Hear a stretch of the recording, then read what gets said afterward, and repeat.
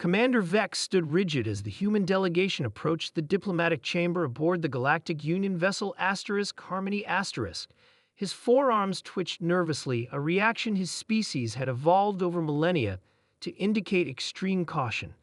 The other alien representatives seemed equally tense. Humans were a relatively new addition to the Galactic Union, having been discovered only 15 standard cycles ago.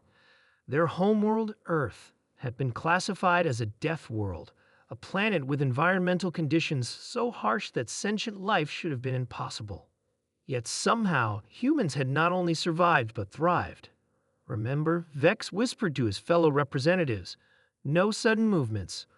Earth gravity is 3 times stronger than most habitable worlds. Their bones and muscles are dense. One human could break any of us in half without trying." The delegation of 3 humans entered the chamber, smiling pleasantly. The lead human, Tom, was the ambassador. Behind him walked Jack, a cultural attaché, and Mary, their xenobiologist. They seemed harmless enough in their formal attire, but every alien in the room knew better. "Welcome, friends," Vex said, bowing slightly. "We're honored to continue our cultural exchange. Today's agenda includes the sharing of culinary traditions." Tom nodded. "We're looking forward to it. We've brought some common foods from Earth for you to observe." Jack stepped forward, carrying a sealed container. Nothing fancy, just everyday items from an average human's diet. The aliens leaned forward with scientific curiosity as Jack placed the container on the central table and opened it. What happened next would forever change interspecies relations. First came a small jar labeled hot sauce. Jack explained casually, "This is a mild condiment made from peppers. Most humans add this to food for a little extra flavor." The ship's sensors immediately triggered alarms. Security protocols activated as the environmental systems detected capsaicin compounds, registering as chemical weapons on most Union worlds. "That contains acid," shouted Krill, the amphibian delegate from Aquos. "It would dissolve our epidermis on contact." Tom looked confused. "It's just hot sauce. This one's actually pretty mild." Next came coffee beans. "These contain a stimulant we consume daily, usually in liquid form," Mary explained.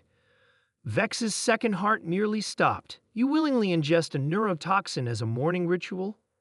"It helps us wake up," Mary replied with a shrug. When Jack pulled out garlic and onions, 3 delegates retreated to the far wall, their respiratory systems unable to process the compound released merely from the open container. "Those plants evolved to be toxic," hissed Tral, the insectoid representative. "They produce chemical weapons specifically designed to prevent consumption. They're the base of most of our cooking," Tom said, genuinely perplexed by the reaction. "Wait until you taste them sautéed in butter." The mention of butter, a product derived from mammalian lactation, caused 2 more delegates to leave the room in disgust. The final item was a simple chocolate bar. Jack broke off a piece, popping it into his mouth. "This is a treat. Contains theobromine. Delicious." The room fell silent.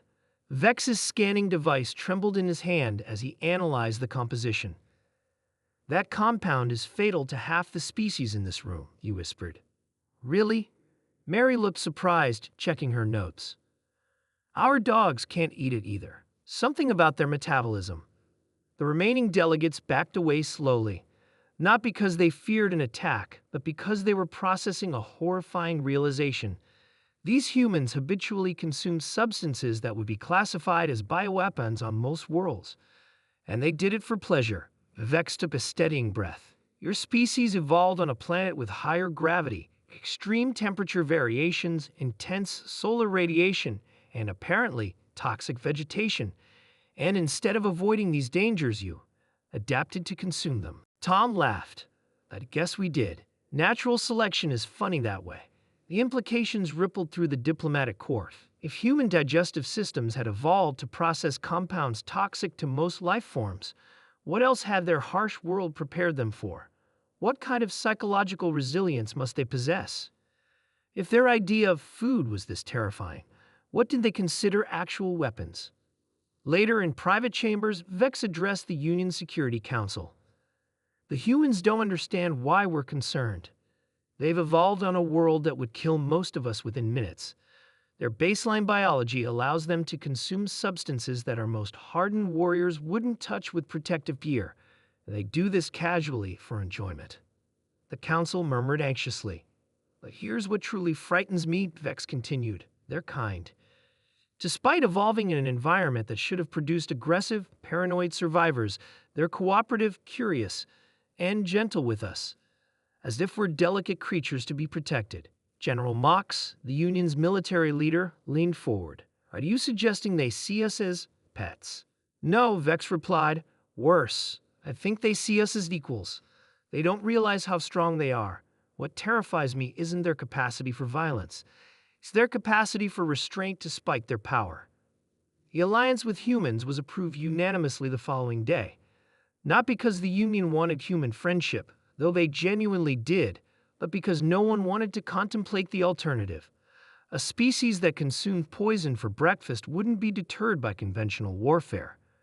As the human delegation departed, Tom offered Vex a parting handshake, careful not to squeeze too firmly. Next time, Tom said cheerfully, we'll bring some spicy food. Vex managed to smile, his forearms trembling slightly. We look forward to it. Eli, knowing the Union would prepare much better for that particular diplomatic challenge. Behind them, the container of basic human food was being transported to a secure research facility where it would be studied by the Union's top scientists from behind radiation shields.